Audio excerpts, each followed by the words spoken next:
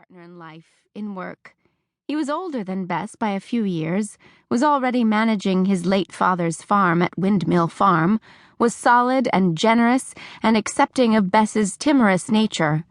He was trustworthy and devoted and calm-natured, and he wasn't wishy-washy about being plain or loving Bess. Unlike that someone else whom she'd tried not to think about. And then she realized what she was doing. Comparing. Stop it, Bess, stop it. She covered her face with her hands. Why was she struggling to tamp down thoughts about Billy lately? Billy Lapp had been Bess's first love. Only 12 when she had first met him after her grandfather's funeral, she remembered feeling struck dumb by his good looks. But it was on her second visit to Rose Hill Farm, when she was 15 and had come to Stoney Ridge for a short visit only to end up staying, that she lost her heart to him. It was the summer when her widowed father had met and married Laney. Bess had fallen head over heels in love with Billy, but was caught in something her friend Maggie Zook called a classic love triangle. Maggie knew all about these kinds of things from reading romance novels on the sly. Bess loved Billy, Billy loved Betsy Mast. Betsy loved someone else who didn't love her. Bess's love for Billy was dampened, watered down, but not extinguished, not entirely. Then, the following year, she and Billy were slowly but surely finding their way to each other. Suddenly, Betsy Mast reappeared out of the blue on the same day that Billy had a terrible row with his family, and he left Stoney Ridge without a glance back. Once again, Bess felt her heart shrink like a sponge being wrung out. It was always in the back of her mind that, given the chance, Billy might choose Betsy over her as he had once done. It had been a sore point between them, and yet she understood it too. Maybe there was just something about that first love. A tiny part of her couldn't let go of Billy. And Amos, dear Amos, he had always known a part of her longed for Billy.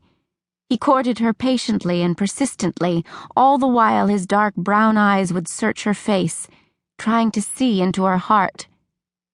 Last month, when Amos asked her to marry him for the 3rd time, he told her that he wanted an answer, and he wanted it to be yes. She knew it was time to face reality. Billy was gone. Amos was here. Billy didn't love her in a wholehearted way. Amos did. A conversation she'd once had with her grandmother floated up from the recesses of her mind. "Bess," Mommy would say, "you can't go back, not in this life. You have to go forward." So she had said yes. Still, a nagging thought kept poking at her, like a sliver in her finger. Why wasn't she more excited about getting married? She should be. Amos Lapp was a wonderful man. But she could never bring herself to tell him that she loved him in return. She thought she did love him, but the words clogged in her throat whenever she tried. Was it because she had imagined saying those words to Billy? Stop it, Bess, stop. She turned from the window and dressed quickly, then hurried outside to be the first to make footprints in the snow before her father woke and started choring. Childish, she knew, for someone her age, but she couldn't help herself. It was a game she and her dad had played for as long as she could remember.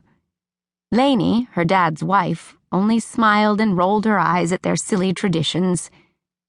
Bess delighted in the seasons, each one, and took special pleasure in winter's first appearance. As she walked out the kitchen door, a cold blast of air hit her in the face, making her eyes sting. Wrapped in coat and mittens with a scarf on her head, she went out to the yard, and for nearly a minute she stood utterly still, basking in the simple familiarity of such a sight, such a home. A place she loved. The world was so quiet, so muffled under a blanket of snowfall. She wandered through the snow to the rose fields, breathing in the crisp, clean, freezing air, cheeks numb. She stood and gazed at the roses that her grandmother loved so much, roses that were pruned down to canes for winter's rest. She turned around slowly in a circle, committing